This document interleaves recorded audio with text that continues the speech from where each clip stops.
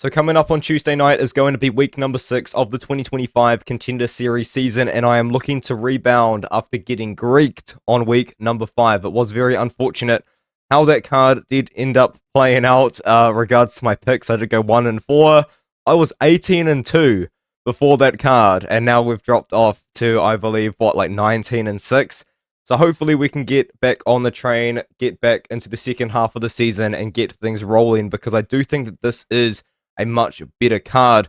And I also think that this is a card which I think a lot of people will be kind of in agreement on the same fighters, I think, because I think that there are, on this matchup anyway, fights which are stylistically good matchups for some fighters, which I will get into when I do get into the fights, obviously.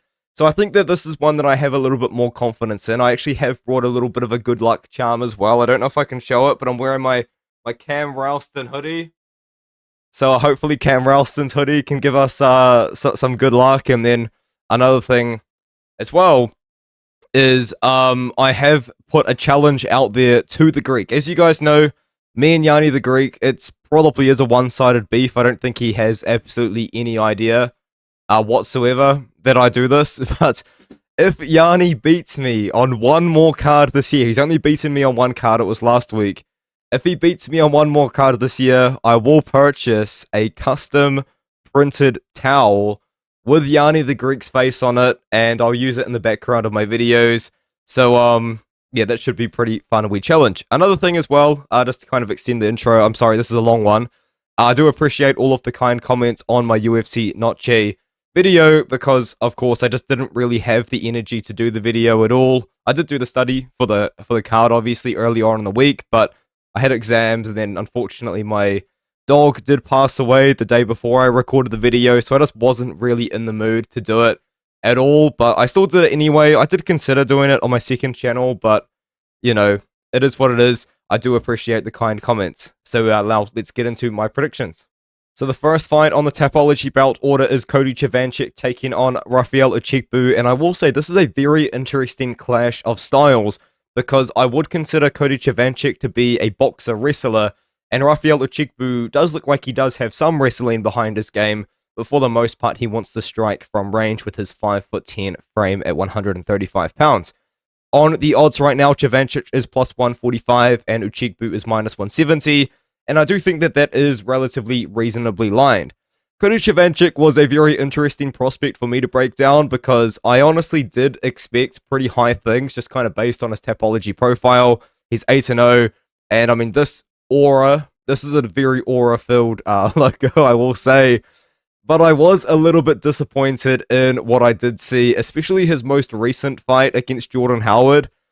He didn't look very good in the first few rounds of this fight, and I think a lot of people, including myself actually, think that he didn't win this matchup against Jordan Howard, but I will say he did look a lot better against Gage Gill, and Gage Gill is a very dangerous first-round KO kind of guy, and I do think we probably will see Gage Gill in the UFC at some point in his career, but I will say I was disappointed in Chavancek's most recent matchup.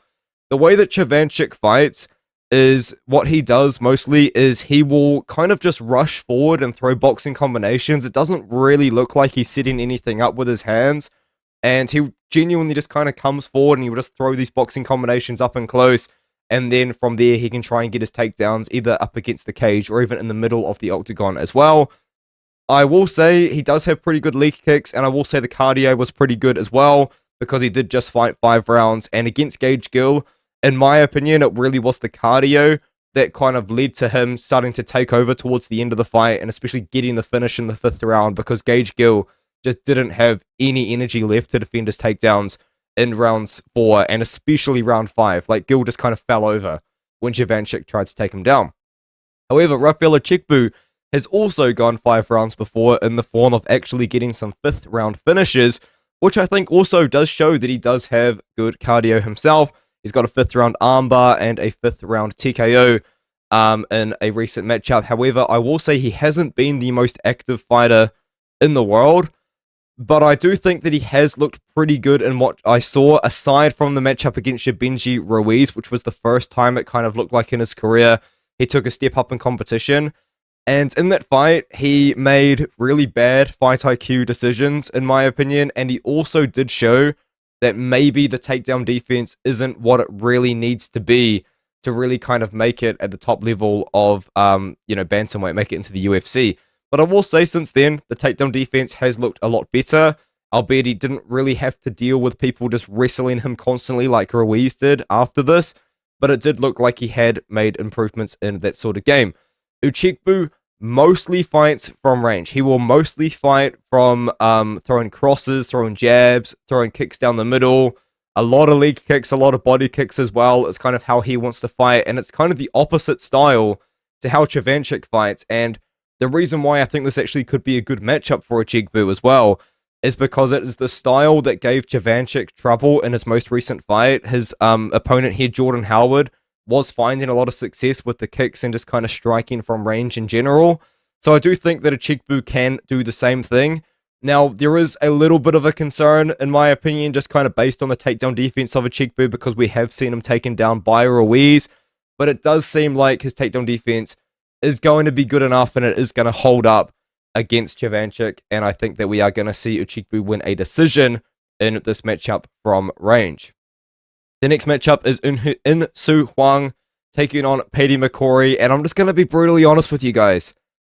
I just don't think that this is a very high-level fight, and I don't really know how to put it nicely because I can't. I just don't think either of these guys are ready to truly make a big splash in the UFC. Now, this is at middleweight, and there are a lot of guys at middleweight I do think both of these guys probably could actually beat, but I just wasn't super impressed by both guys and what I saw on the tape. In-Soo Hwang, he's a very, very interesting fighter to me because it is not often at all you see guys in the larger weight classes from South Korea or from Asia in general, really.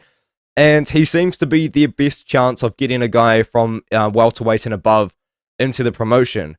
However, I just think he's so one-dimensional. You know, he only really fights behind a leg kick and like a really big overhand. And aside from that, he doesn't really offer anything else. And another thing that I noticed about In-Soo Hwang is, like, when you watch high-level strikers, you can kind of tell that they're setting things up. Like, I would even say, like, most recently against Gene Silva, you could see that Gene Silva versus Diego Lopez, like, Silva was making reads off of what Lopez was doing. You know, he was countering really well. He was realizing that the body work was working, so he was doing it. I don't think Hwang knows how to set those things up. Like, he just throws his combinations blindly. He just doesn't have any setups. He just got nothing. And I will say as well, he's very defensively irresponsible. He likes to block punches with his face. And I think the biggest sort of tell that In-Soo Hwang, you know, might not be as good as he looks in these absolute dominant KO wins is this Han-Seul Kim fight. Han-Seul Kim, you know, I actually thought that Han-Seul Kim was quite good at one point, I will be honest, after he did beat the guy from, I think it was the Philippines. What's his name? John Adajah. He dominated John Adajah. But since then, he's been on a losing streak, and this fight was also at 179 pounds. So that means that Hwang is actually a pretty small guy for this weight class, and I would say that PcCorry holds up quite well at 185. Paddy PcCorry as well, you would look at the 6-1 record, and you might think that maybe he doesn't quite have a lot of experience. He was actually on the Ultimate Fighter house in 2024, so he does have 2 more wins. Of course, two more fights, than what is on his record because he was on Tough, and I do think that that did help with his game. He looked awesome against Tai Palmer. Now, this guy wasn't really a super high-level guy, but then against Shuki Faraj, I think that is kind of where some concerns sort of showed up. He just didn't really have a great performance against Faraj in any sort of way at all. But the reason why I like PcCorry is because I think he just has a lot more sort of tools to throw. Because when I say In-Soo Hwang only really has an overhand and a leg kick, it's all he's really got. He doesn't really have anything else. Paddy PcCorry fights behind a jab. He fights behind leg kicks. He fights behind body shots. He can counter well. He does have much better striking defense than Hwang, in my opinion. And I think just that alone is giving me enough reason to pick Paddy PcCorry in this matchup against Hwang. And not only that, he is 6'3". I do believe he is about that height, and I think he's going to be a lot bigger than Hwang in the octagon. So I think that we're going to see PcCorry kind of just piece apart into Hwang from range and maybe find a finish. So I'm going to be picking PcCorry to win. PcCorry is minus 200 at the time of me recording this video. And now this is a fight which has had a lot of interesting line movement. Now the odds only dropped a couple of hours ago. Thomas Gantt opened as the underdog. Money coming on Livingston. So Gantt become like a plus 130 underdog at one point. And now at the time of me recording this video, literally minutes after Noche UFC has just finished, it's a dead even fight, minus 110 either way. I am picking Thomas Gantt in this matchup, and I don't know if you guys are familiar with Thomas Gantt, but this guy has employed a strategy for his MMA career that I do genuinely believe we should see more often. Thomas Gantt is a very high-level wrestler. He wrestled in D1. I believe he trialed for the Olympics in 2020, and he was at one point a very highly ranked wrestler in the United States wrestling scene. Now, I live in New Zealand, so I don't really follow the United States wrestling scene, but he's got really good wrestling credentials, and you can see it in his fight. He's quite good at wrestling. Now, if you do go through his career, you will notice one thing. This guy has been crazy active. I think he fought 12 times in 2024, including a couple of fights in the amateur scene, and he's just kind of been beating up, like, just honestly, low-level competition. There's not really an easy way to say it. But I will say, like, if you have a really good background, like a lot of these glory kickboxers that are coming to MMA now, like, why don't they just do what Thomas Gantt's manager has done? And Thomas Gantt's manager was so active trying to find him fights. On my personal Facebook page, I was getting, like, these posts would come up on my feed of this manager trying to find Gantt's opponents. I think it was, like, at this time here in 2024, he said, we're looking for an opponent for this date in September. My client already has 3 fights booked, so he could be 5-0, but he's 2-0 right now. So obviously Montreal James was the guy that actually took that fight at that time. So yeah, Gantt, if you have a background and you can just afford to take a year off of, like, maybe your full-time work or something, you can just fight, and you've got a manager that can just find you these fights, I don't really see why we don't see more people doing it. Now, I think that does just distract me from what I was going to say about his game. He's obviously a wrestler, and I will say that he's a very good wrestler as well. The most of Gantt's takedown attempts actually come up against the cage, and I think that's very important to consider when you look at this matchup in particular. Gantt on the feet, his boxing's pretty good, considering I don't think he's really been training MMA for a very long period of time. The striking looks good. Now, albeit it doesn't really look good against the best guys, but it does look like he does have pretty decent hands. Like, he does throw a jab cross, that's kind of just his go-to, but it works, and he does throw leg kicks, some body kicks as well, but he mostly wants to fight in the clinch or get takedowns. And the way that also he does get a lot of his knockout wins are either ground and pound wins from taking his opponents down or knocking them out in the clinch. He's got really, really nasty, dirty boxing. Against Anthony Benavidez, he knocked him out on the feet, but he was knocked out on the feet, and then he took him down, and Benavidez was still out. That was a brutal knockout. You can find it on YouTube. And also Josh Henry, which I would say is probably the best opponent he's ever fought. Now, you know, that's not really a great sign, but, you know, Josh Henry and him did have 3 rounds together, so I didn't mind just getting to see that sort of time, cage time, out of the 2. And then aside from that, the fights that I watched were just what I could find.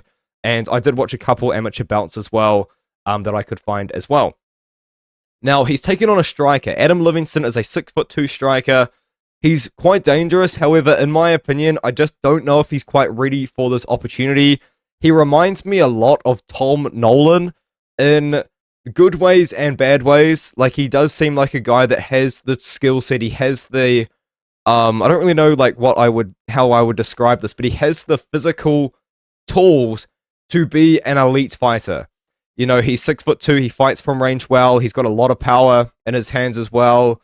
Unfortunately, couldn't find this fight because it was on the same LFA card that, of course, a good friend Freddie Vidal fought on, but I was able to watch kind of everything else aside from that.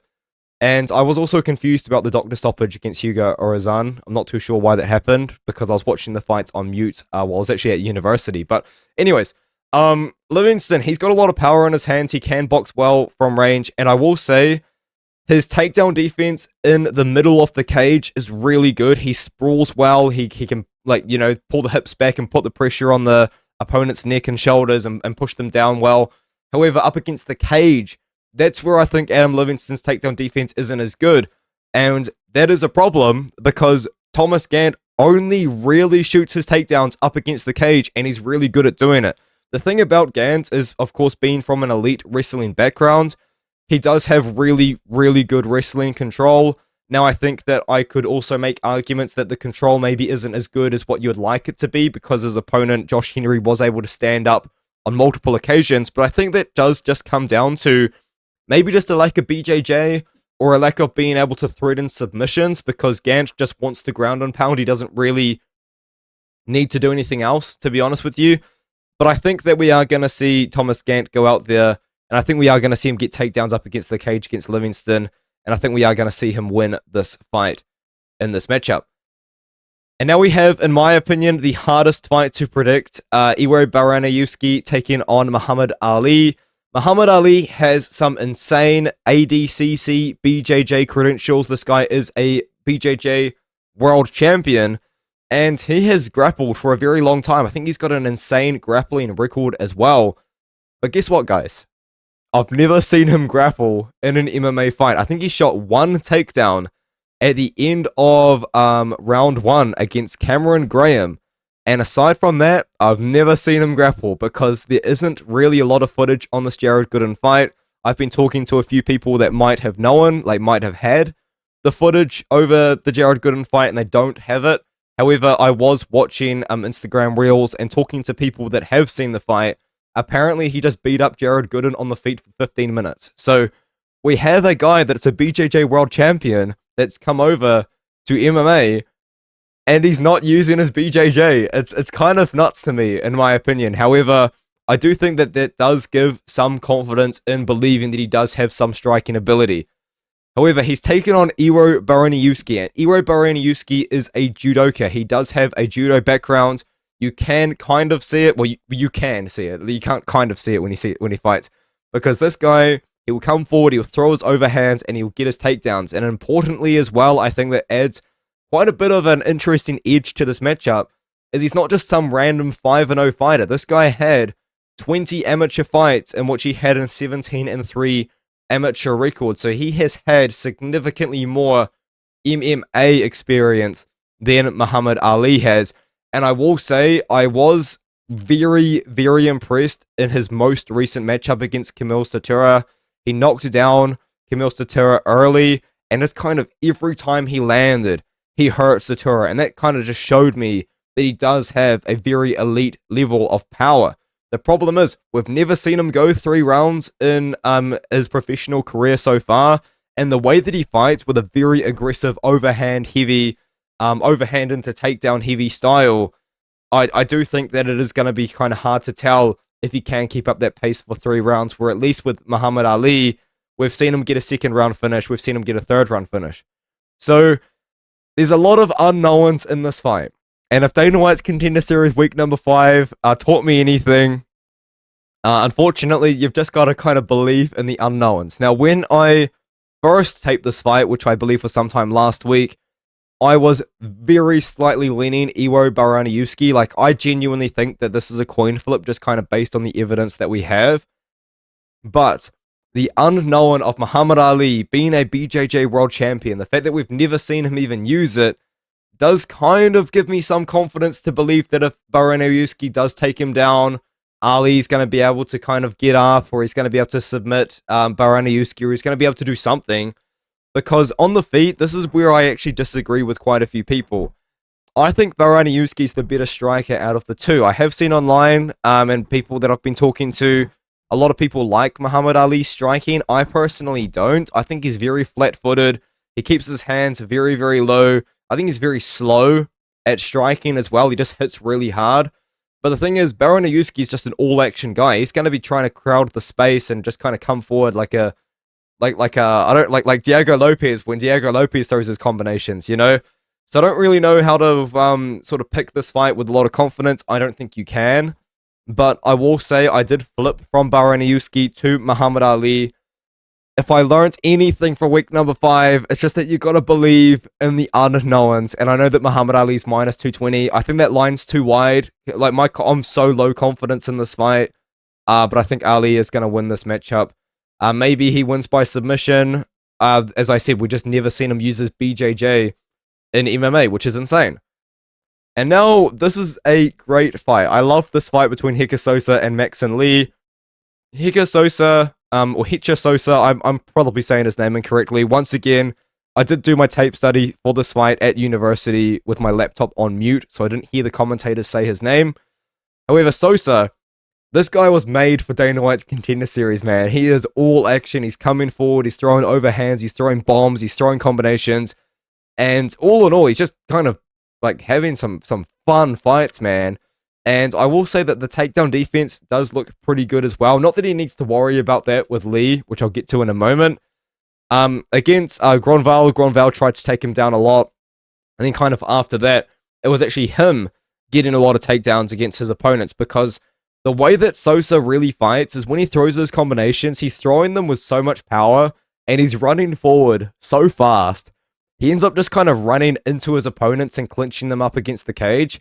And then from there, he will attempt to take down.